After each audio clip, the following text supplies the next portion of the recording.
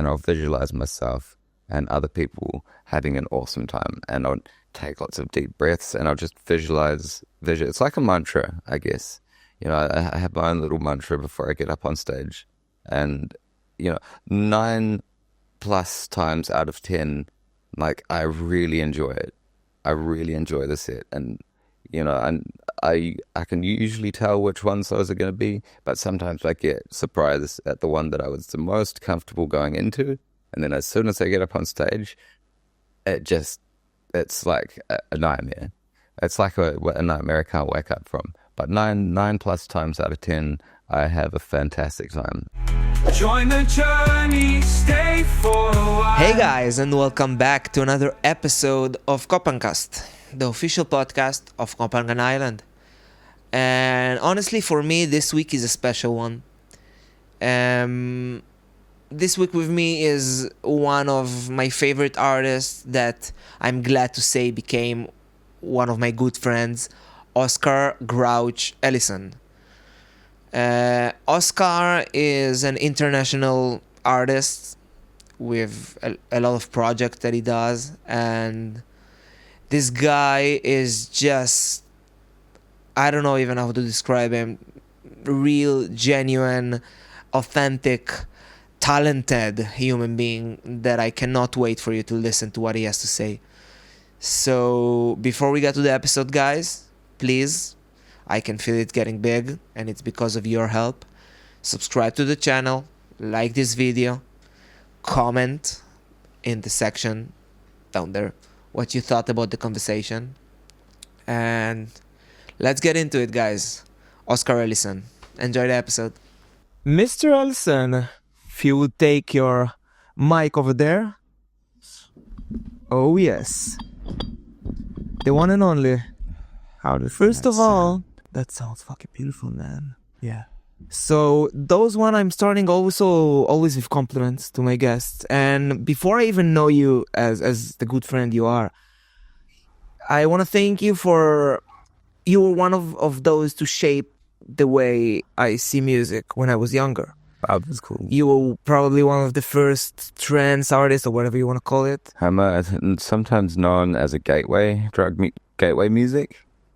Yeah, and you were probably one of the biggest influence for me and the style that I like, so thank you for that. Yeah. And when you came here the first time, I fell in love with the character, with the person, with the honesty that you do have to you. So we like to joke around all night, for sure. Yeah, thank you so much for this connection, for the music, for all the great sets that I've been for you at your playing. Thank you, bro. Man, it's an absolute pleasure. It is my pleasure, because it's what I love to do. And if that puts a smile on your dial, it's 100%. It's the easiest thing. Another thing that I do want to say thank you about is this, because I know that you're not really a podcast kind of guy, or like what you just have. Like I've always been pretty camera shy, really, and like I'm feeling really relaxed. I want to thank you for actually making me feel comfortable enough to come in and want to do this, and I feel comfortable, so that's good. So 100%, you're the first one to open the legs. Oh yeah, why not? You want to be comfortable? Why not? Yeah, exactly. So in case anyone out there doesn't know you, give me like a 30-second introduction, Mr. Allison. Yeah, I can do that. Hi, my name's Oscar Allison. I come from New Zealand, born and raised down south in a town called Nelson. Where I was exposed to a lot of the great outdoors thanks to my dad. I moved up to Wellington when I was 10, and when I was 12, my sister introduced me to mixing, because she's 7 years older than me, and she mixes house and techno and lives in Berlin and whatnot. But and then I also found music production software through her, early stuff, like this is 97, so that was like Impulse Tracker, and then I found Fruity Loops, and the rest is history, really. Like I found my passion for making music really early on. I realized even at a really young age that this is what I'm going to do for the rest of my life, because I was a geek, a loner, and a gamer, and I still am a geek. And and I play games sometimes, but like I found a better game, and that's music. And I never had any aspirations to perform it because, you know, as an insecure person, like, you know, it definitely was not a thing that I ever dreamed that I'd be doing, sitting here having an interview about my successful music career, like performing in front of people. So yeah, I mean, how's that for an intro? Beautiful. And I will go straight from there. I think that one of the reasons that you did achieve this amazing achievement that you have achieved, you know, It's one more achievement. Yeah. And achieved, because you did achieve it. Yeah. How? Based on the fact that you weren't goal-oriented. It was probably not about the performing it and, I want everybody to listen to it. You've done it because you actually loved it. That's true. Which is a direct correlation with you succeeding it because you always cared about the procedure. Exactly. The actual The doing craft. of the music, the creation of the music was the goal. What was the thing that attracted you to music so much? Wow, what is? You could ask the question about what attracts people to music in general. Music's, I mean, it's a universal language. You know, it's something that, as a species, I guess we've been like, you know, making noises around the fire, probably maybe under psychedelic influence, hitting sticks and stones. I mean, music is one of the most ancient things I think we can all relate to. I've met two people in my life that I remember saying that they just don't get music. They don't like music. And it blew my mind. I still don't understand how that works. Maybe some childhood trauma, but like music is something that everyone enjoys. Yeah. Yeah, I understand that. But for you to get to this depth that you enjoyed, you know, of course it is like primal way of like, dancing around the campfire. But for you to dive in, you know, from the places, what other things as a young boy did you enjoy doing beside music? Apart from being a geek and gaming, well, I spent a lot of time when I had an opportunity to visit my dad up in the mountains. So I did some really interesting things as a kid through my dad, such as, you know, we circumnavigated, we sailed around the South Island of New Zealand. We climbed many mountains. I'd say it stems from, it's in the connection with the outdoors. And I think that may play a part in why my music is what it is. But I'm going to just rant just for a little bit. Can we just take that a little bit down so we can see your pretty face? And my new shade. I am Barbo now. Yeah. He's been professional for about 10 minutes. Yeah, 12, bro. 12. Yeah, it's a good number. Anyway, So I think that, you know, the connection to nature, and also like the lack of having an end goal with the music. Like, I didn't want to sound like this guy or that guy. I just like making sounds. I had a really broad influence of music from my sister, who was into stuff like Portishead and mixed house and, you know, trip hop and stuff like that. My stepbrother, who was into metal.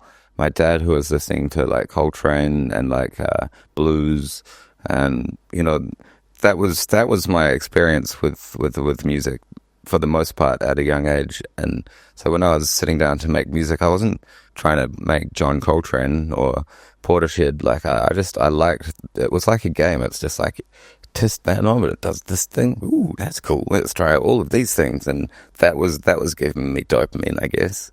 And yeah, I had this epiphany about a month into making music, which was really powerful. Like, you know, some might call it a spiritual experience. Some might just call it, you know, I don't know. But what it felt like was, I don't know, if you remember when you're a child, you know, you might do things like build a fort under blankets with the furniture, or you might go to the beach. But that feeling of wonder, that feeling of like it's a special feeling that like you get when you're a kid, especially. Like it was like that, but like really intense. And there was this obvious like message, not like a voice in my head, but a message saying that this is what you're going to do for the rest of your life. And I knew it with all of my being. I was like, yeah, cool, sweet. I've found what I'm going to do. I had no idea it was going to go anywhere, and that wasn't even the point. You know? What age were you when you started? So I started when I was 12, but the tools were really limited, and no internet and no support to like teach me. So I had there was like 10 samples, like, you know, like a kick drum, like a couple of hi-hats, drums basically, that like I could rearrange those. I didn't realize you had to find extra samples and extra sounds to work with. So I kind of ran out of steam pretty fast with that. But then when I was about 14 or 15, like at the turn of the millennium, then I was introduced to Fruity Loops. And in a month into that, I was like, boom, something hit me. Something hit me, and it was just like, okay. And I mean, I was already obsessively doing it. You know, I'd come home from school and I'd just make music until I went to sleep. I mean, I'd eat, but like, yeah. It sounds like you say, the epiphany of that's what I'm going to do for the rest of my life. And I got so many people here that this was the correlation between them, you know, this message from inside that told them like, this is what I'm going to do. And after, how long have you been doing it for? If you started at 12? Well, at 25, like, let's say I started at 2000. Yeah. You know, because that's when I was doing it more serious. Well, it's 2025 now. So. Yeah, 25 years, man. And I know I'm skipping some things, but it's so interesting just to understand what is still keeping you in there. Now, this is a good question, because when I started touring, like really touring in 2011, like I went to go to Europe for three shows, I think. One of them was paying a one-way ticket from New Zealand.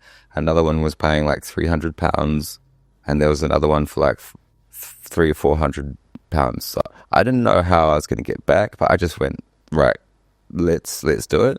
So by the end of that 3 months, I'd already played, I don't know, 10 shows. I'd been to the States once or twice, and back, and it took off, right? So like, all of a sudden, like, I am like, you know, I'm blowing up. My name's blown up. Yeah. And, you know, there was a certain amount, well, because I get nervous still before most sets. It's big or small, it doesn't really matter. But there was definitely a lot of compensation with alcohol and stuff, you know, a lot, like, you know, to be able to actually even get me on stage. And what was your question, actually? Does it even matter? No, not really. Like, yeah, so like I toured a lot. Like I remember now, but yeah, I toured a lot, too much, because I'm from a country like New Zealand is really far away from where all the gigs are, especially over summer, where it's winter in New Zealand.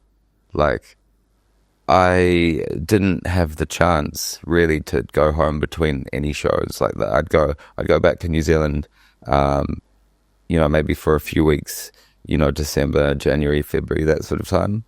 But I was burnt out within the first 3 months of this touring. Like, I burnt myself out, and I wanted to go home. But I had 18 months of gigs booked ahead of me all around the world. So I had to make a decision, like face the music, so to speak, and just try and find lessons that I can't see. I told myself, I convinced myself that I would find messages in the darkness. I'd find messages like lessons, and I'd grow, and I did. But like, it also took a toll, you know, because that didn't stop. And it still hasn't stopped, really. Like, I tour a lot still these days, and to try and find that creativity after, you know, and like, you know, trying to balance that with my mental health, like my creative inspiration, relationships is a big one.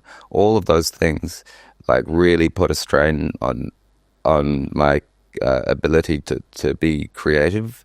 Especially, I didn't have time to be creative. So when I finally had a break, I went to visit my ex-girlfriend in Mauritius. And I was like, okay, we have a space. I got some monitor speakers. I have them treatment, and I've got time. So it's time to make music. I sat down, and nothing was coming. I was like, what? Like, I've lost it. It's like, it's gone. Like, it was doing my head. And like, she took me for a quick meditation. And before we even started, I like a light bulb came on top of my head. Like, literally, like there was a light. And it was like, you're making music in a different way. You're trying to make music for the people that you're playing to. Like, you're not making music, you're trying. So get back in the studio and just start mucking around like you used to. And I did that, and I made 3 songs. They weren't like Grouch trancey tracks. They were like back to my roots, which was whatever. Yeah. And it was released, and that EP went to #1 for the week, #1 for the month, and then #1 for the year. It was released in January, and the only person to take me off that #1 for the year was Tipper. And Tipper's my favorite artist. So if anyone's going to kick me off that #1, I'm happy it was him. Yes. So that was like a really, it was a word for it, doesn't matter. It made me realize that that's what I need to be doing in order to make music that's not only I finish and I enjoy, but is actually enjoyed by others to the point that, like, it does really well. Yeah. And I've seen a lot of artists that are trying, because they're super like tight with time and things like that, they're trying to make something for other people. But then the magic of just making the music that you want to listen to is all gone. It's evaporating. So you're nothing but a shell of yourself if you're not making those tracks, songs, Possibly, whatever, for yourself. Yeah. Like, if everyone has their own path Yeah. to getting like rewarded for like psychologically from making music, like that my story might not relate to everyone. I think there's some certain wisdoms in what I've done that are reasonably universal, but some, everyone has their own like way of feeling good about making music. So that one person might be like, right, now I know what people want and I could do it, then that might be easy for them. Yeah. But like, everyone's different, like that.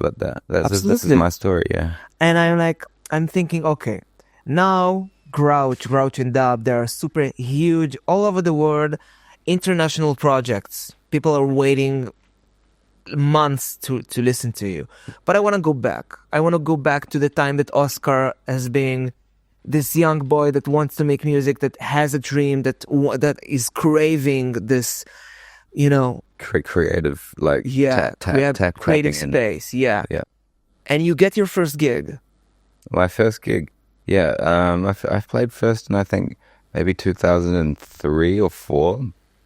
Just at the end or before the party started. Like to no one, but still, like, the idea of that music that's really personal to me. Like, I found it hard to sit in a group of people, let alone, play stuff that is like really from my heart. It was a feeling of being like naked in front of a crowd kind of thing. Even if there was only 5 people there, it doesn't matter. It was terrifying. So, I already drank quite a lot at that point in my life. So I just got blind drunk, and like, it helped get me up on stage, and I got asked to play again. I probably got blind drunk again, but at least it got me up on stage. And slowly but surely, my career, what is now a career, was just, at the time, just me playing some small parties. It spiraled up slowly but surely, and within New Zealand, I mean, in 2007, I was asked to play my first show in Australia. For a friend from New Zealand, he worked as a like head geologist, and this guy was the scruffiest looking, like hippie, like, unkempt guy, but he was a head geologist. So he'd go out to these like mining sites deep in Australia, and they'd be like, "Who the fuck are you?" Mr. Like, he's scruffy, like, and he's like, I'm your boss, okay? So I want you, and then, like, it was just like, but he felt bad morally about making money from, the mining industry. So he decided to put on a free event called Nameless Day, probably sorry, Danimal, but that was probably the worst name for a party I've ever heard. Excuse me. So I went and I played that, and it was raining, and there wasn't that many people there. It was a pretty shit party. Sorry, Danimal, but you brought me to Australia, and then from there, I drove from Victoria, which is like Melbourne. I drove to far north Queensland, which I think is about 40 hours or something like that. Still took 2 weeks, and to a proper festival called Winter Solstice. And the lineup was full, but I was going up with a friend who worked with one of the main guys, and convinced him that this guy's good. You should put him on somewhere. And they put me on before the opening ceremony on the second stage, but the second stage had a 50k rig, which is big. And I had my drum with me, and they thought that I just made dub chill music, but this was at a point where I was in transition into the trancey stuff. So halfway through my set, I start playing like prog, and people came from everywhere, like at the festival, down to see this, and half of them were like producers from Xenon Records and such that I knew, and they were all rocking out on the dance floor. I'm like, cool, this is amazing, like Something's happening. And so after that, like I was kidnapped by them, and they were like, all right, you're coming with us, like, what the hell, who are you, what's going on, and from there, like I was adopted basically by the people that put on the parties up in far north Queensland, and yeah, the first year or two of going to Oz, 90% of it was going up to play there. It wasn't for a while until the other states sort of clicked onto it, and I came and went, played Oz, started getting bigger in Oz, and then by 2011, as I was saying, it was when they caught you. You were how old? So in '97, I'm 39 now, nearly 40, so like 97. You can do the maths. So I'm just thinking I'm to myself. 2007. I was probably 22. As the introverted 23. gamer geek kind of guy, you suddenly start getting distraction.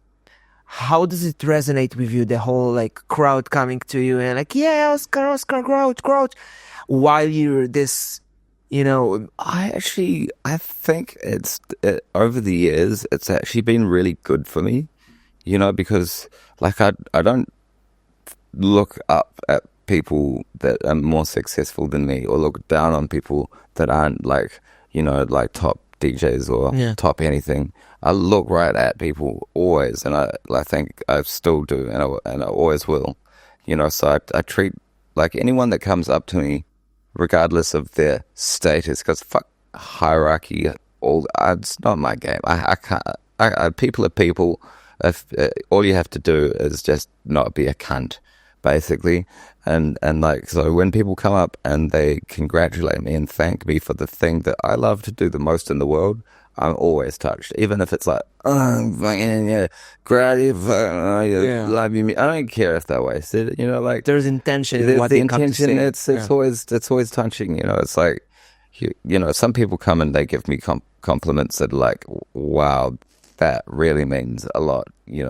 You're coming with me. Like we can hang out. Give me a compliment that you had, no matter who it's from. That's really dug deep. Like the ones where it's like, I like your music, to the point where like when I was suicidal, it stopped me from killing myself. Like probably they worded it a lot better than that, but when someone says something like that to you, like it's like, well, I'm getting shivers like up my spine. It's like, wow, that's powerful. Yeah, that shows you like an an amazing side of just the human soul, the human consciousness, which is, as I see it, is all connected, like by you creating your creations and just putting sheer will and your good intention into it without expecting where it's gonna go, without expecting whose life is gonna change. And then like the energy that you invested inside of your music suddenly comes back to you from someone's reaction to it because you flick the switch in someone, which is commendable and amazing. If someone tells you like that you saved their life, suicidal, and your music changed it, I can see how deep it goes inside your soul. So it's just beautiful to see that how clear can it resonate with others, your creation. Mm-hmm. And Yeah, I mean, it's like I've suffered from and still do suffer from like mental illness. Like I'm on the spectrum, and like I'm not like complaining because I wouldn't change anything. But it's the nature of life, Like I get catatonically depressed sometimes, and I'm okay with that, and I'm okay to say it to anyone. Like I'm Oscar. I have mental illness. It's not something that I'm embarrassed about. I'm proud of the fact, in fact, that I've had these challenges and these things, and still managed to create a career that was so the opposite of what like it's like sometimes I'll be up on stage having a really bad time, like having a panic attack, having a full-blown existential crisis. Like, Oscar, what the fuck's wrong with you? Why have you created this career where you're putting yourself into the most scary thing that you could think of doing? And it's like, well, yeah, that seems retarded, but what's happened, I think, if you simplify it down, is that like I've gone and I've used something that I'm passionate about, that like I use that as a tool to face these fears. And the old adage, the cliche as it is, that love conquers fear, is true in this instance, because I've evolved as a person. Now I can sit here and have this conversation with you. I wouldn't have been. I'd be stuttering. Like I would have been had to be fully drunk to even get in here, and it wouldn't have been a very meaningful like encounter, probably. And I'm comfortable, and that's like because I've put myself out of my comfort zone, and I recommend people do that when they've got a positive, powerful tool that they're passionate about to use to do it. Like if you're sitting there and you don't do something that is going to be cool just because you're afraid. I mean, unless you're going to be attacked by a pack of wild dogs and it's endangering your life, maybe think twice. But like if it's an irrational fear, because it is irrational, it's like, what's the worst that could happen? People might think my music's shit, or I'm not going to get mauled or killed or anything like that. So it's just, it's like I've broken it down and done a lot of soul searching as to why I still feel like this. And I think it's just early childhood stuff, like the early formation of my psyche. Like my parents broke up before I can remember, and it wasn't pretty, apparently, and I think that like when I'm on stage, I just want to feel like I'm in my mum's arms to some, like metaphorically, that you're okay, you're Oscar, you're okay, Yeah. and when I get that connection, like with one person on the dance floor that's just having it, and then they can see me like ecstatic to see that, and then like to the point where you'll have an entire dance floor dancing. You get this like moment is like, if these people that are listening, I assume they've been on dance floors where it's just like a symbiotic life form. It's like everyone is connected, and that includes the performer. Like, so it's like profoundly healing for me to be on stage and feel more comfortable than I've ever felt before, in my most vulnerable state, and it's like that's healing for me. And and I think it it goes both ways. It's healing for the people 100%. that are experiencing it. I'm not sure if it's because it's an energetic something, spiritual thing that's happening, but it certainly feels like it. You know, it's profound to be able to be at one and at peace.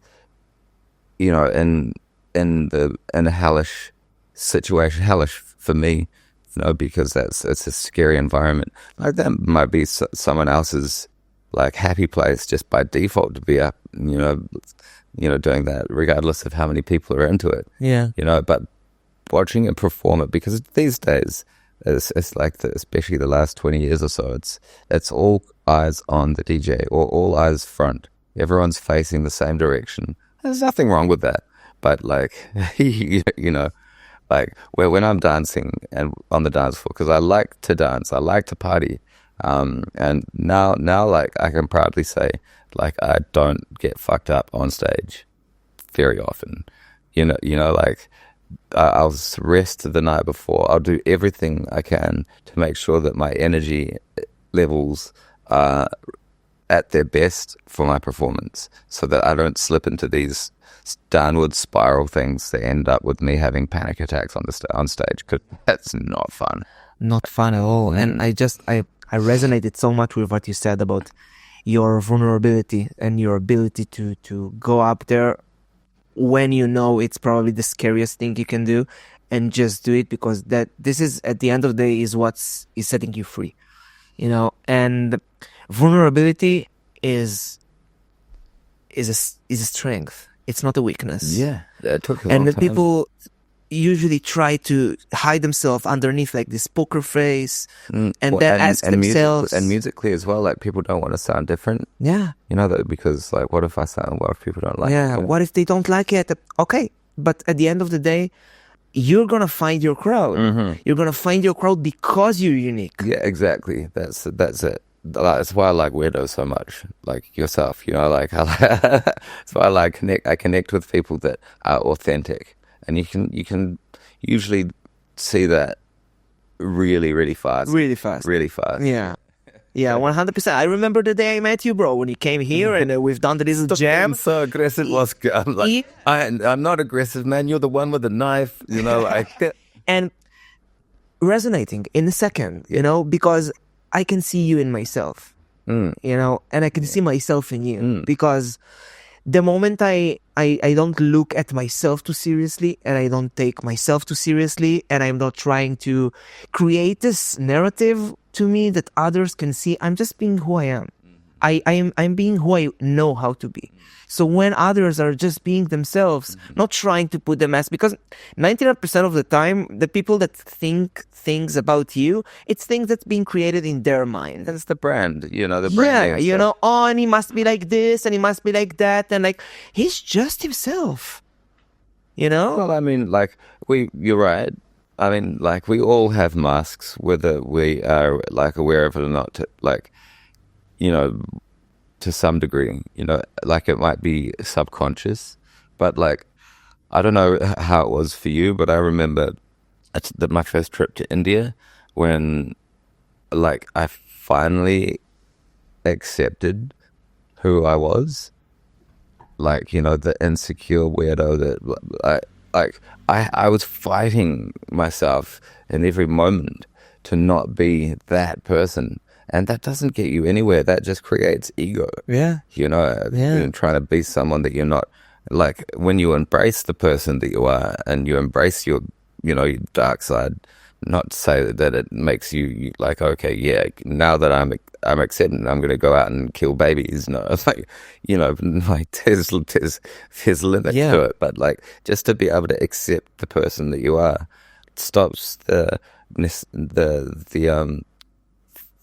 need to be at war with yourself, so that you can really start to truly grow. Exactly. Like, the moment you accept yourself as you are, you can take the space to make yourself be the person that you do want to be. And that's where that's it. It's like, now I'm like proudly a freak and a weirdo, and you know, like,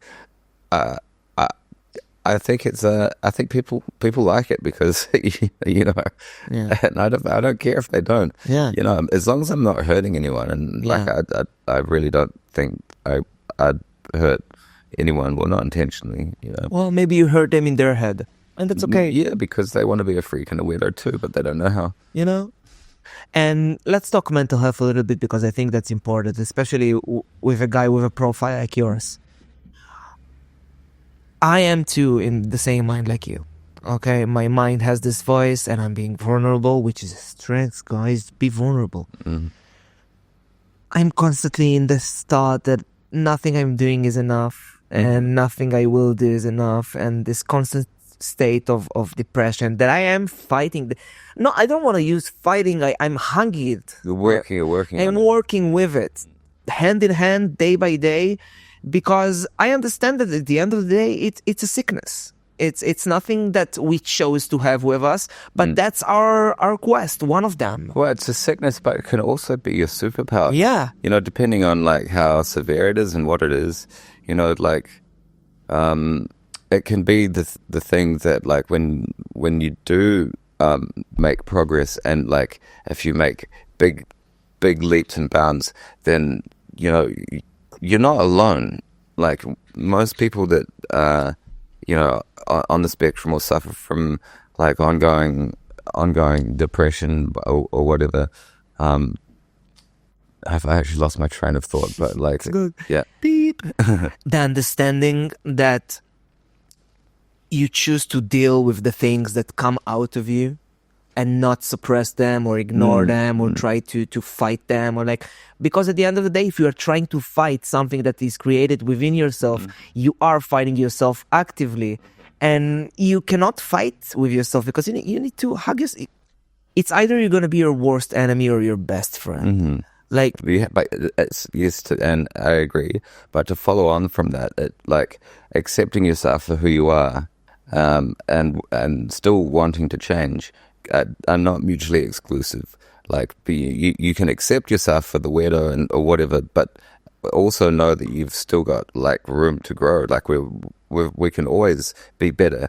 But like I can relate to that. Like even now, as a successful musician, as like, you know, I haven't made any music for ages. I'm useless, you know, like, you know, I still get those sort of feelings. And it's a balance I've found between accepting that you've done enough and you can do more, and you don't have to do it all the time, because like getting into the flow state, getting into the being productive, you can't expect to do that in your sleep. You can't expect to do that like all the time, and it's okay to not do that all the time, as long as you're working, you know.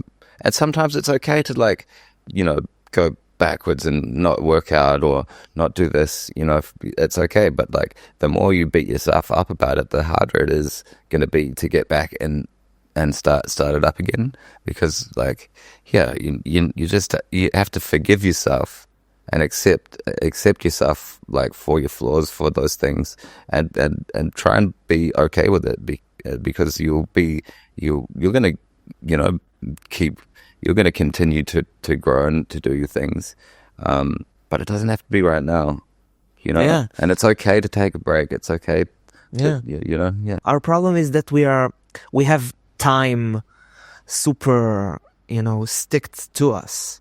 You know, this, if it doesn't happen now, it doesn't happen, and I'm constantly thinking about it needs to happen. When will it happen? Well, Instead of just letting the natural flow of things. yeah. And as well, when you, it's like I'm sure people can relate to, like, when you're looking at, maybe guys more than girls, when you're looking for your keys or you're looking for something, you're looking so hard, and it's like, like as soon as you're like, fuck it, like, I give up, it's like that right there. Yeah. You know, Bro, girls are looking for their keys as well. Okay. they find the keys and they hide yours.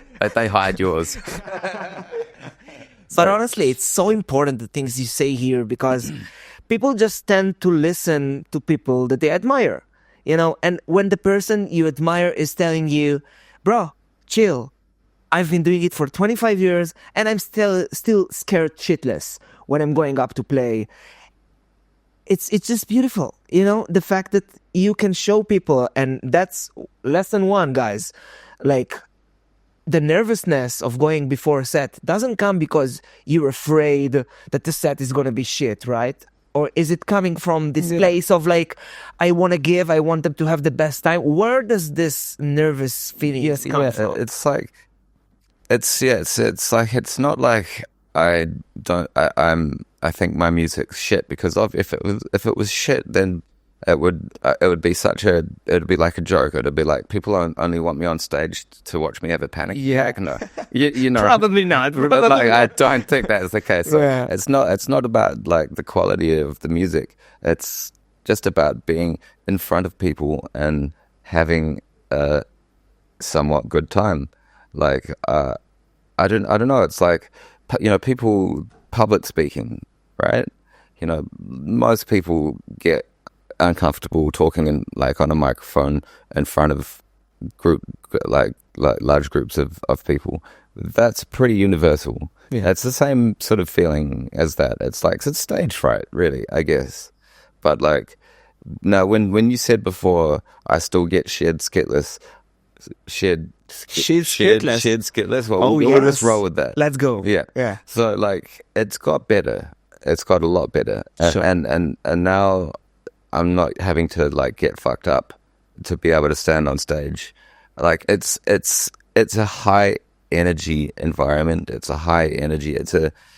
It's full on being up there and in that environment where people are on all kinds of things, and there's a lot of energy in the air. It's powerful. Yeah. You know, it's a powerful thing. It's a responsibility, and like, I don't want to be up there having a panic attack. You know, like, you know, and so I have a few practices, not just to take care of my energy before I get on stage, but like once I'm set up and ready to go, I'll go and have a little bit of quiet time, even if it's just on the stairs. But I'll shut my eyes and I'll visualize myself and other people having an awesome time, and I'll take lots of deep breaths and I'll just visualize. It's like a mantra, I guess. You know, I have my own little mantra before I get up on stage, and you know, 9+ times out of 10, like, I really enjoy it. I really enjoy the set, and you know, and I can usually tell which ones those are going to be, but sometimes I get surprised at the one that I was the most comfortable going into, and then as soon as I get up on stage, it's like a nightmare. It's like a nightmare I can't wake up from. But 9+ times out of 10, I have a fantastic time. That's so interesting, man. You know, like, why do you think when like earlier times you needed to get fucked up to go there, and what do you think changed? Well, I did it. Mental state? I did it a lot. I did it a lot, and I was forced because of my health, because I couldn't sustain like the intake of MDMA and like alcohol and constant partying, you know, at the start of my career, because my body broke down, you know. But at that point, I had that 18 months of gigs ahead of me, so I had to reevaluate how I was going to do this. Yeah, you know, and you know, slowly but surely, you know, I took less and less and less before I got on stage. I stopped drinking alcohol for 18 months at one point, you know, and and that was after. It's a long story, but like, go for it. We have time. Yeah, like, okay, so there's a festival in Australia that I think still goes, and it's called Bush Week. It's up in the Daintree National Park, the oldest rainforest on the planet. Oh shit! It still has dinosaur birds in there that will like rip your guts out, called cassowaries. I want to see some dinosaurs. So, yeah, come to Far North Queensland. I will. Yeah. You're invited. You can be my guest. Yeah. I'll pick you up from the airport and drop you off in the rainforest and go run. Shove it in. Yeah. No, but like, I told people, I was there recently actually. I just got a drone with the FPV. Yeah, that's cool. It's coming in a few days. Like, I left it in India. Anyway, so yeah, I just come from the Winter Solstice Festival. It would have been 2009, maybe a couple of years after I went there for the first time. And swine flu was the thing at the time. Yeah. And apparently there was a swine flu outbreak at the Winter Solstice. And I was like, okay, cool, I feel fine. But like, on the drive up out to Bush Week, I started getting like feverish and sick really quickly. Oh. And like we're going deep into the rainforest. Like, you know, Australia is a big country, and it was like a 5, 6, 7 hour drive, you know, into the most dense. Yeah. And so I was out there for a few days. So the thing with that festival, it's 7 weeks, 7 days long. 7 days. Imagine. Yeah, 7 weeks long. I'd do it. Seriously, it's beautiful. So like, the whole thing with that festival, which set it apart, was that like people that would go out there early, they were all involved in the creation of the festival. Like the theme, people would come together. It was like a collective creation. Yeah. And obviously I wasn't much of the production of that festival that year, because like I had like a serious and like I was getting really sick. Yeah. Like on the second day, I think I was up there. Like I shone in my tent like a light, and looked inside with the camera, and it was all white. And I'm like, oh my God, okay, I need to go to the doctor. So my dear friend Leilani, who's still one of my closest friends, definitely I think my closest girlfriend, she drove me to the closest town, which I think was like 5 hours, you know, further north, Cooktown, population 100, you know, like really isolated. Anyway, I got some antibiotics, drove back, and recovered for the remainder of, like, you know, until I had to play. And like, you know, you don't drink on antibiotics, right? So like my only vice and my only thing that would have, you know, made me feel relaxed would have been the alcohol. But I played the first set ever sober, and it was one of the most easy, relaxed sets of my life. And I was like, oh my God, I can do this without alcohol. And so I took that energy out, and after my set, I went for a walk to this waterfall, and it is one of the most beautiful waterfalls I've ever seen, and I've seen a few. It's actually, I believe it's a sacred spot. That's why they can't do the party there anymore. That like women in the Aboriginal culture, it's like are only allowed to go there. And so I walked out to the waterfall, you know, alone, and sat at the bottom of it, went for a little swim. It was beautiful. But I'm also like a bit of a freak outdoors person because of my upbringing and whatnot. And I saw a way to get up this cliff waterfall thing, so I could go and get up to the top. So I was like, all right, I'm sober. Like, let's do this. It's manageable. Yeah, I could see that it was, you know, not too hard a mission, and I did. I got up there, and there was this little pool of calm water, a little waterfall, and just above the main cliff. And I was like, right, I'm going to go and soak in there. It's going to be my own little private hot tub. And I sat in there for a bit, and I had this experience. I don't know if you can relate to this or anyone else. Like, you know, you know you're going to remember something, and just like if you remember it for your whole life, and there's just a little. It doesn't have to be something significant, but you're like, it is what it is. You just you know you're going to remember it, and you do. Yeah. And so I went and sat in the pool, and like a lightning bolt came. I remembered in sequence all of those times were like bum bum bum bum bum bum bum bum bum, and now this one, and I was like, that was trippy. And like I was so straight and sober, and it was like that was pretty weird, like spiritual. That was amazing. And I was like in such a zen, calm space, and proud of myself that I'd achieved this, you know, this milestone.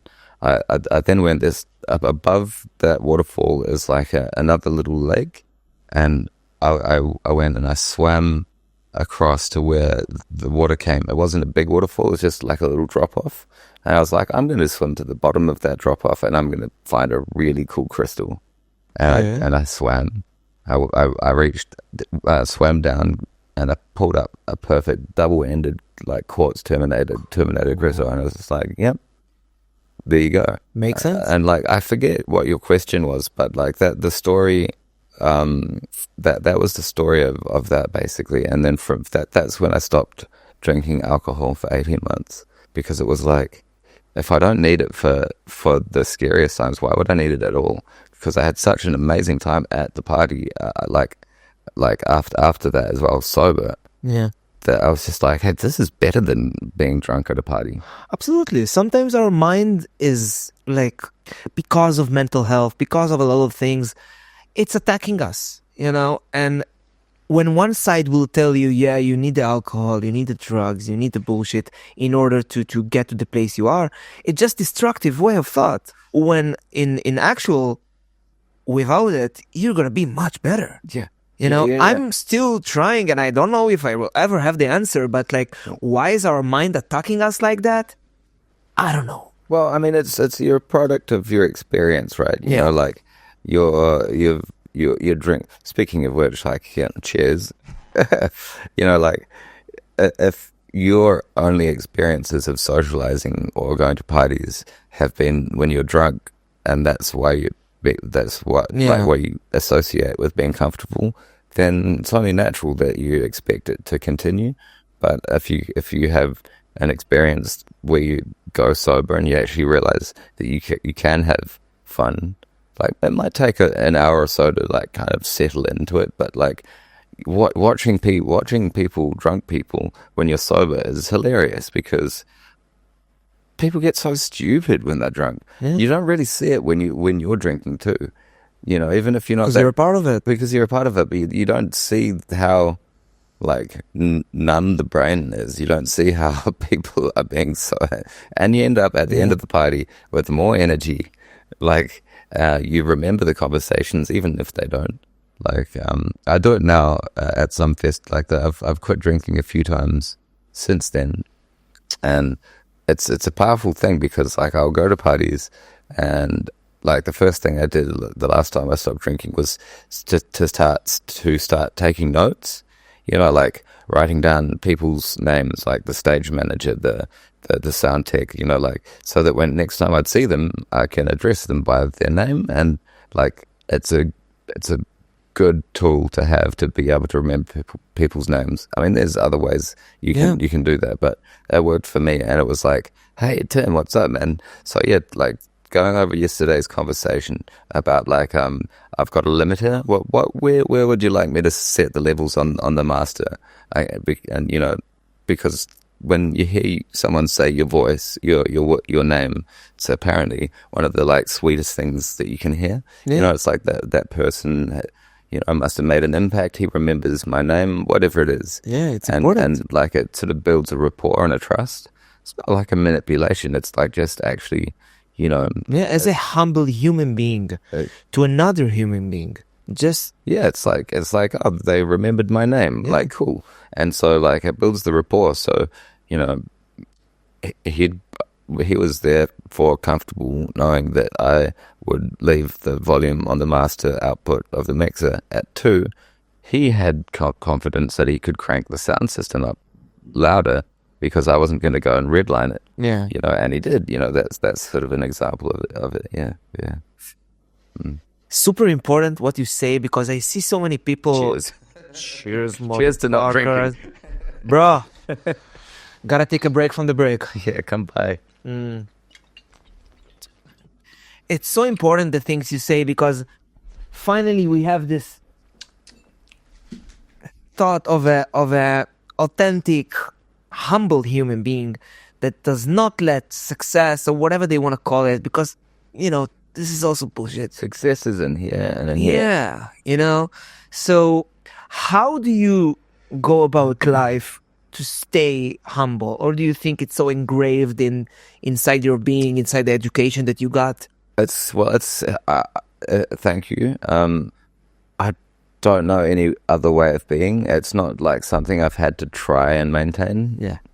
I don't know. Like I think it's always good to strive to be a person that doesn't like look down or look up at other people at the same time, and just treat everyone with respect. You know, like be vulnerable. Don't like leave your wallet out to test them to see how nice they are, but like give everyone the time of day. and make them give them trust. Yeah. And like very, very, very seldom will someone break that. Yeah. And it's like for me, like I will give everyone the time of day, and if they betray my trust, or if I will just like won't be Steer away. Yeah, steer away. Yeah. That's not my kind of person, Yeah. But like I think, just being a good cunt, for lack of a better word. At the end of the day, I think that the main goal of ours should, if it's not, to just be the person that we wish we had around us, be the person that you would want to help you, And I know that as a young boy, I was super lonely, so like going up, everything that I cared about was being the person that I needed the most when I didn't have them. So then you learn your empathy, and you learn your humbleness, and you learn how to look extra step for others, and just give them the treatment that you would want to have. And, if we understand that at the end of the day, life, in my opinion, happens from inside out and not from outside in. I can choose to just let the occasional situation impact me in any kind of way, or I can understand that at the end of the day, it all comes back to my energy, what I choose to give. Yeah. And if I choose to give something specific, it's probably 90% of the cases I'm going to get back what I gave. And more so, I'd say, like, when my cup is full, especially, like, I light people up.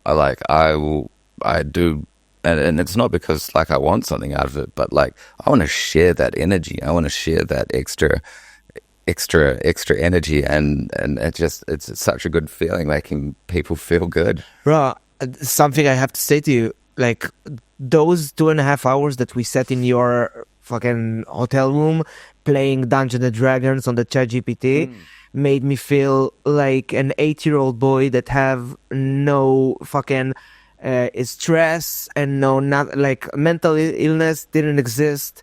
It was just you and I sitting in an hotel room playing Dungeons and Dragons on the ChatGPT, and that was probably one of the best experiences I had in the last 6 months. No, serious. Yeah, like that's it. The simplicity of just being able to enjoy energy without any like, oh, what do I need? And it doesn't matter who the guy is. It doesn't matter who you are. Yeah, we're just having fun. Yeah. And we need to regulate more just enjoying the moment. It doesn't need to be a huge thing. It just needs to be what it is: real, honest connection and conversations. Surround yourself by people surround yourself by the kind of people that you want to be. Yeah, exactly. Let's get more technical.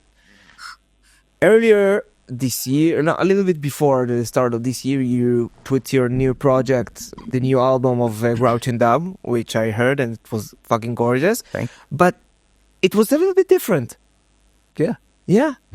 Beautiful. I love it. I love seeing new things from people that I love their vision.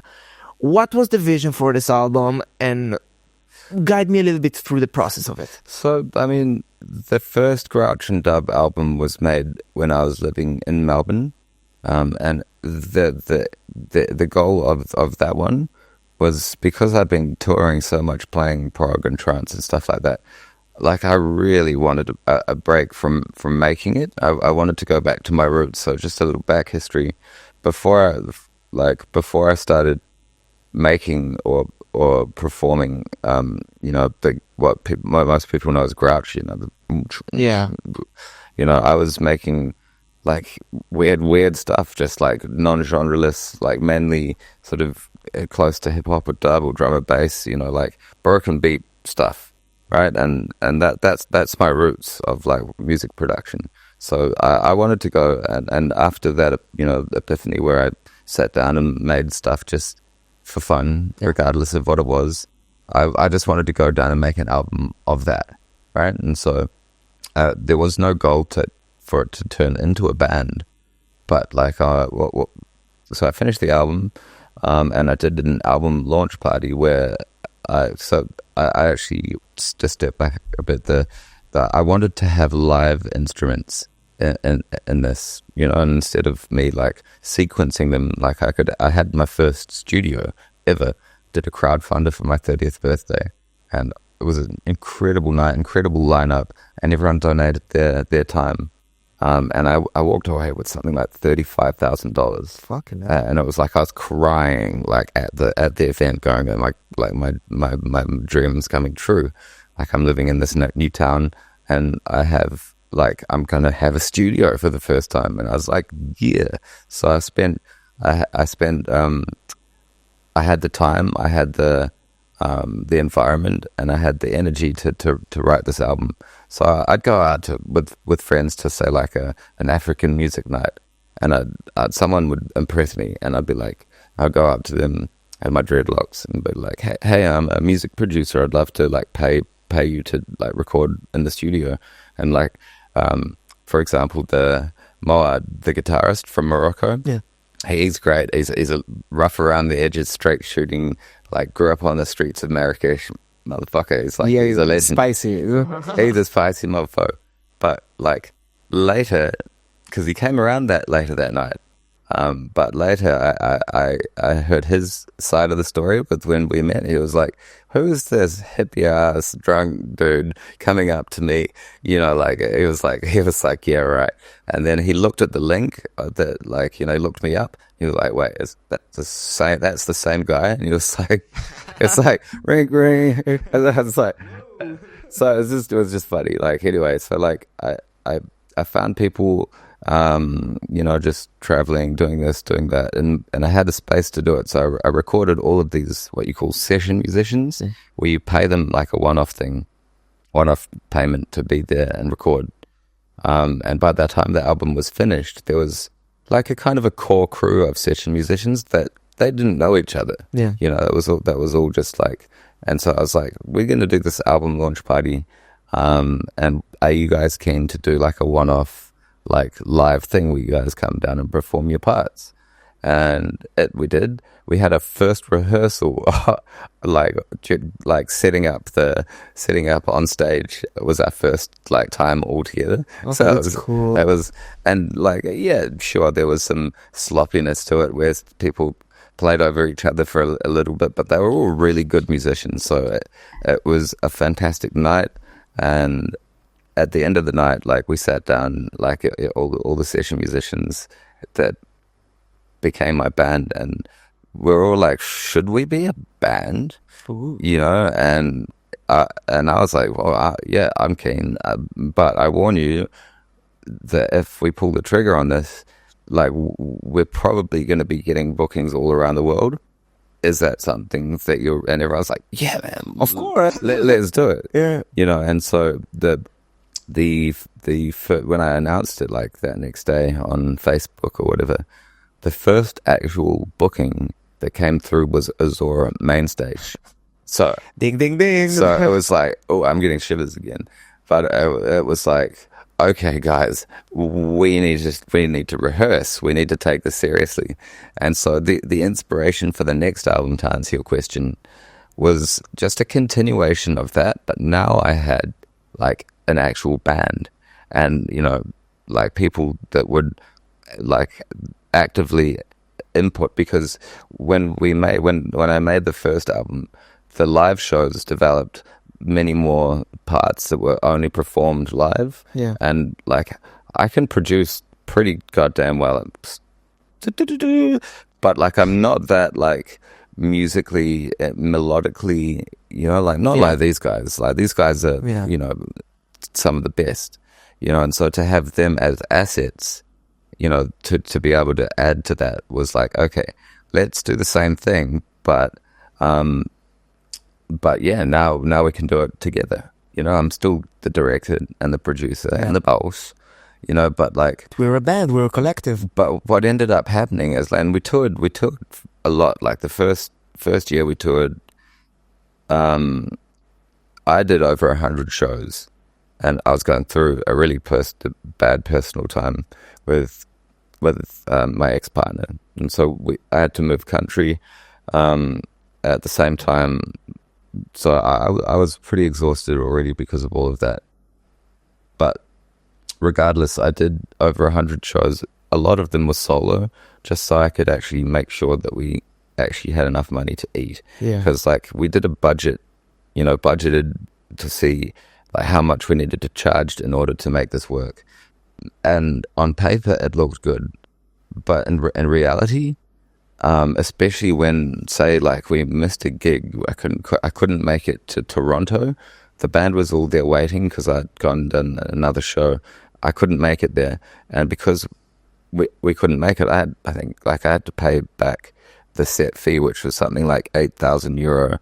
I had to pay back like all of the flights that they'd bought for 8 or 9 people, and then rebook new ones to Europe. Oh, wow. On top of that, so off the top of my head, it was something like €30,000. Yeah. That like we did not take into consideration, and so we were using deposits from gigs 9 months ahead to pay for the flights for tomorrow. And like this, the last minute flights are more expensive. Yeah. So we were just on the back foot. We played at amazing events, and like from broken collarbones during hurricanes with my guitarist to like no one getting paid basically, because we needed to pull the money together that we had so that we could eat the basic food. It was a tough time, and everyone loved it, but everyone needed a break after that first tour. But we stayed together. When COVID came along, yeah. Also so it took 6 years for me to finish this album, and in part because I moved to Mauritius, where I didn't have. I was not in a good way as well. I didn't have inspiration to make music, but when I did, none of the band were there to contribute. So Yeah. I felt like it was quite impossible to continue that process. And we did a crowdfunder. Well, my manager, at the time, don't want to name names, but he put the crowdfunder together when I was in between shows, when I went down to see my dad, who was doing a 3,000-kilometer walk on his own over the mountains of New Zealand. And Sounds like I need to have your father here. yeah, hey, dad, Peter, come to Thailand. Yeah. Yeah, we'll go and climb that. He'll be like, but the hills are over here are only like 400 meters high. Why would I bother? Yeah, for him it's nothing. Yeah. And anyway, the reason it's different, there's multiple reasons. The reason it's different is that like I'm always evolving. Yeah. Like I'm always changing. And it took 6 years. So like in those 6 years, like, yeah, every track is quite different from the next. Some are more similar than others, but like it shows that's my journey of the 6 months growth, regret. It was one of the hardest things I've ever had to do. And like, just to go back to that crowdfunder. Of course. So the crowdfunder was launched while I was away walking with my dad. I come back, the crowdfunder's launched. There was talk about doing one because we needed money. Yeah. But when I read the the reason for needing the money, it wasn't accurate. It was basically a lie. Yeah. And I didn't feel comfortable about that at all. Like, we needed money because we were broke and we needed to eat. Like, that's why we needed money. And like, I pleaded my case with my manager. I didn't have any energy I just let him kind of take the ropes, but like that I wanted changed, and he was like, no, it's not a good look, for bands to be broke. And I was like, okay. But that's the truth. And then later I read further down, and it said it was going to be done in April, then the following year, and it was December. So that was never going to be the case. Yeah. And so like, after we had a show in Mauritius where we were going to have my studio arrive on time and have time to make music, but we were broke. The gig like cancelled, but we'd already paid for the flights over there, and so like the studio didn't arrive either. And our singer had just gone through a massive trauma with her partner, finding out that her partner is going to jail for pedophilia, and her daughter was like living with him, so she was still there, but like her energy and her mental health, as much as we tried to lift her up, and just makes sense. She was not doing well, and that crossed with like everyone being too hot because we couldn't afford place with air conditioning. There was no internet apart from down at my house. Like the spirits were not high. The only track on that album that we started a couple that still made it. There's the Stone that has every single member of the band in it, and then there's Soul Circus, which was started there. I'm pretty sure they're the only two with the full band.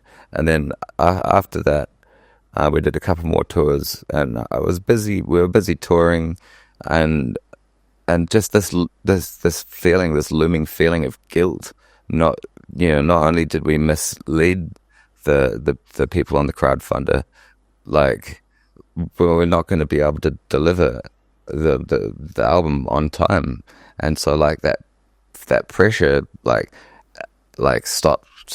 It didn't help with my creativity of That's of for it, sure. and so it took 6 years, because I'm not going to put out any song that I'm not like happy with. Of course. It doesn't matter what style it is. Like, I can't just magically just make like turn on creativity mode.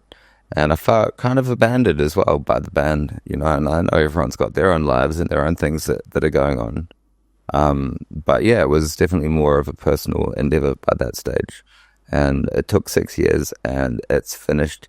It's not out on all major platforms yet, because unfortunately my Facebook got hacked again. Yeah. And my Facebook is my number one promotional tool. Like 250 something thousand people like I can advertise to that like my music. Yeah. So like before I put it out, it's on my Bandcamp. It's available now. Yeah. And Metamorphosis, guys. Yeah, Metamorphosis, Grouch Metamorphosis. I think it's a really it's a good It's a name. beautiful timeless piece, bro. Yeah. Thank you. I like it. I there was a good long time there where I didn't think I was ever going to be able to finish it, and it's done, it's out, and I'm happy with it. It's different for sure, but Different in a good way. yeah. Different in the best way possible. Thank you. Because if you keep releasing the same things over and over again, okay, no problem. But what real fans or people that appreciate you and your music are looking for is your creativity. And if it's going to take 6 years for you to get to the next step, we're going to wait. Okay? If someone is saying, oh no, it takes too much time, or well, you should have been like 2 years ago. You're not a fan of me, you're not appreciate that. You just want something served to you. Well, like if something's been promised to you, Of course. like, I can understand the frustration. Yeah. Then the frustration is super understood. I can't let that frustration of theirs bring me down, because it only compounds. Yeah, it will create more stress. Only more and more stress. But yeah, I can totally relate to when your favorite band puts out a second album after touring, and I now know why like people don't make the same music that they did. Like sometimes it's different in the good way, and sometimes it's just shit. And it's like I can understand why bands change direction, because too much of a good thing, of anything, to stops to like feel like a good thing. Yeah, at the end of the day, it all comes back to balance. It all comes back to whether you're going to go from one extreme to a different extreme, or you're going to find the way to just keep yourself intact, to yourself, balanced, and just in well-being. Because at the end of the day, what you owe most to your fans and to the people that appreciate you is your mental health being the best as possible. Authenticity and Yes. yeah. Big changes are coming. Big positive changes are coming. Like, excuse me. No. Rant a while. I will. Talk for a second. Honestly, bro, just just listening to the things you say, and like I've been waiting for this for a long time, that's for sure, because again I appreciate you as a friend, as an artist, and blah blah blah. It's an act and an act of patience. He's had. I'm so it's gonna like, as much as needed, because I truly understand that the understanding is engraved in me that what needs to happen happened exactly at the moment it needs to happen. So any pressure from my side will just get it further even more.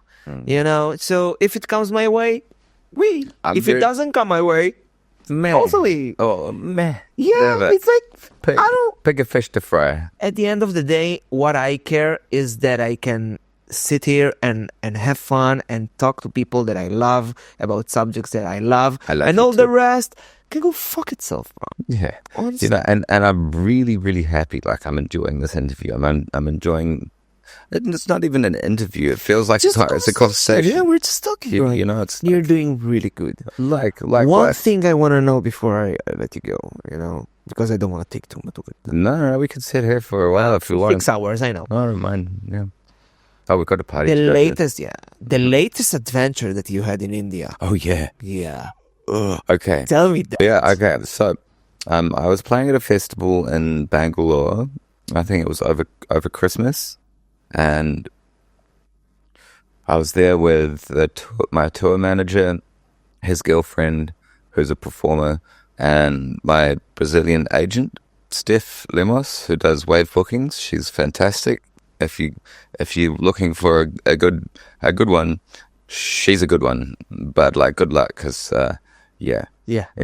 Anyway, so I had like a cabin, and they all had tents, and like it was way too hot in the day to sleep, so they kind of all migrated and to stay in my room, which is fine. I'm not going to let them sleep out. Yeah, of course. You know, and so I remember, because I just heard some fucked up news that doesn't need to be shared here. Definitely. But like, I was not in a partying mood at all. Like, I spent pretty much my whole time at that festival in the room, and then I'd go to play, and then I'd go back to the room. So I was sober and I was straight. So I remember looking for my wallet, and I was like, my wallet's in my jacket pocket. And so I got my jacket pocket out of my suitcase where my passport was, and I put it back in the suitcase. And one of, I think it was Steph, she like wanted to fold and make my suitcase look tidy, and I was like, okay, if you want. But it was also being shared as a space for other people that were slightly overweight in terms of like their luggage. And I had like shit, overweight people just fucking just fucking my life up, mate. So like, I didn't think twice. I didn't think anything more of it, because I didn't use that jacket. It was hot. I just wore it on the plane. So I didn't think anything of it until I get to the airport after the festival. I'm like, okay, I'm going to get my passport out of my jacket pocket, and it wasn't there. And I'm like, what the hell? You can't travel in India at like air travel without your passport either. And so I was like, guys, can you check your stuff? They had to go, so we didn't have to. I just assumed it would have somehow ended up with them, because like, we called up the organizers of the festival and made sure they went and double checked that it was not somewhere in the room, you know, because that's the only other place it could have been. Work and the passport. Yeah, like, so luckily managed to talk to 5 levels of airport police until I got to the top dog, who very thankfully let me on the plane so I could go and play the show the next day, which is unheard of. I don't even know if you could put that in the interview, because that's like really illegal, like, you know. Yeah. But anyway, I got on the plane, made the flight, and I wanted to go to make sure that like everyone could scour through their bags, because I knew where it was. Yeah. Like, it wasn't like a drunken, like, you know, thing. It was a mystery, so I assumed it must have been in their bag. So like, it turned up to not be there, so it's a real mystery. But I had to go and play at Solar Lunar Festival in Thailand, and I had like a really incredibly like special two set times.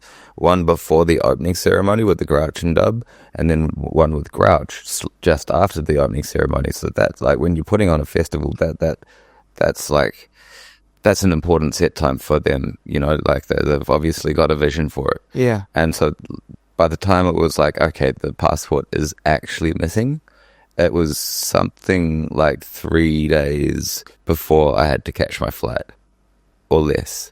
So it was an almost a seemingly, it was an important, like you don't get passports and exit permits 007. over Christmas Yeah. in India in that time frame. Holy shit. You know, so the four of us were working, well, mainly the tour manager and his partner and I were working on all fronts trying to find the right numbers. Like I called up the New Zealand Emergency Passport Office in New Zealand, where I'd actually I'd been on a call with them because there's a little perforation on it, just to see if I could get like, you know, a passport, because they could do it in a day, within the day. Yeah.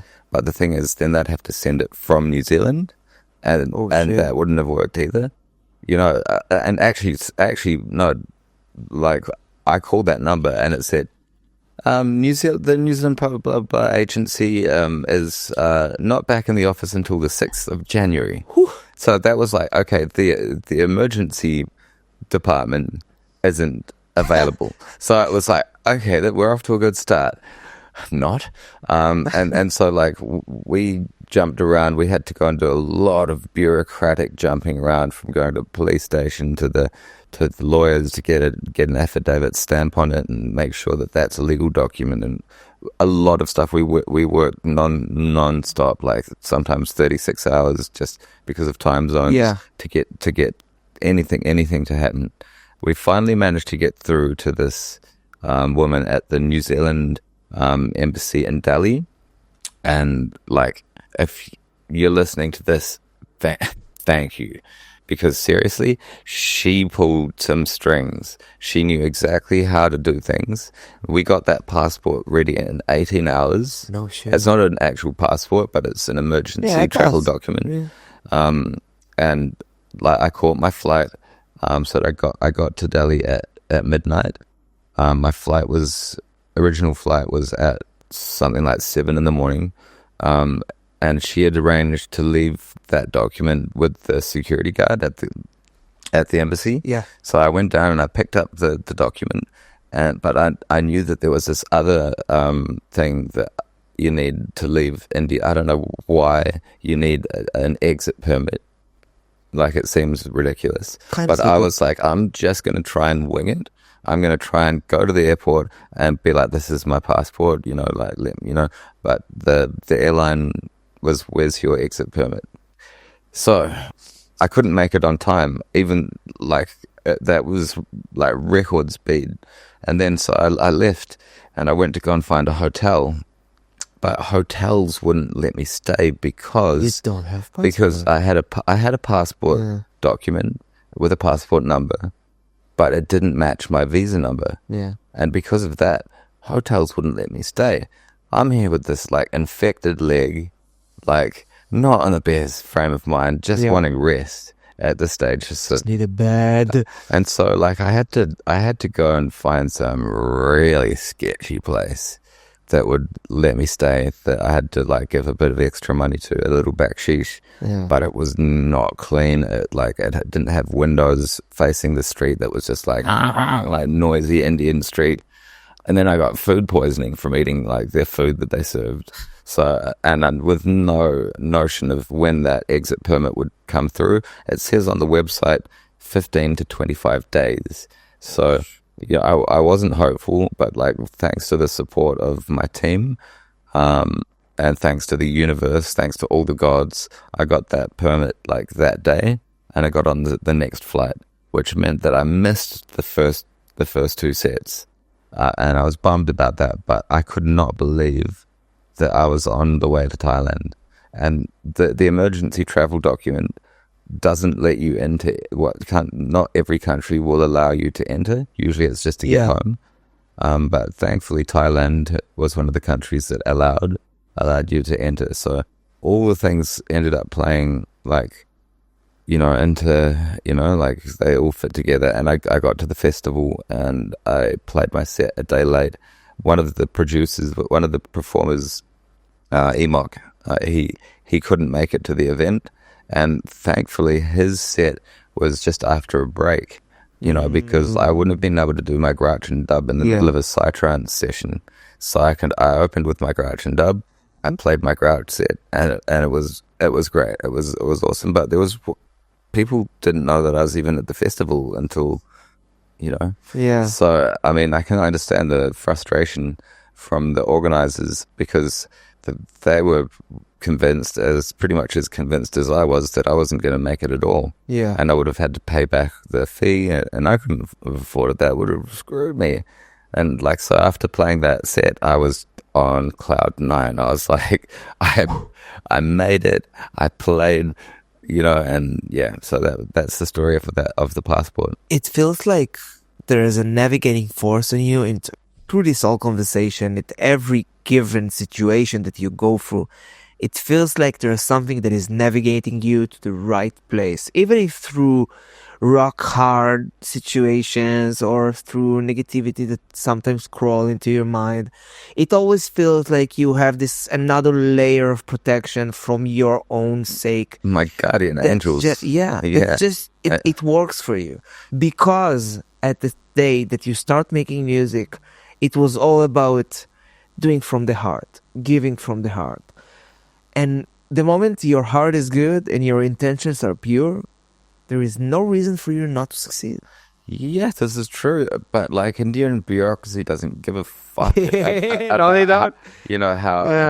How pure your heart is. Yeah. Try go to the immigration. Yeah. Try to tell that to My heart is pure.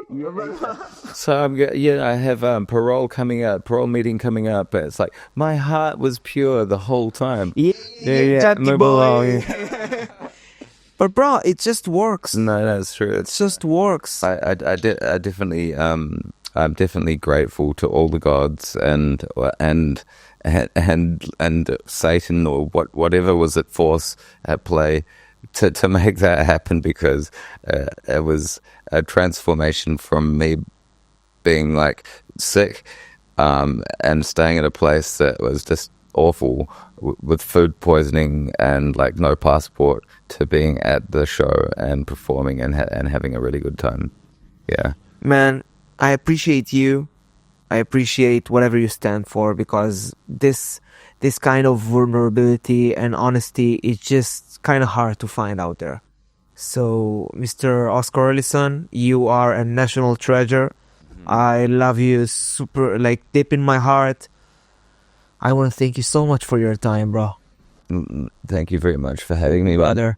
You're amazing. Yeah. KohPhanCast, guys. Thank you so much. Yeah, thank you. Join the journey, stay for a while.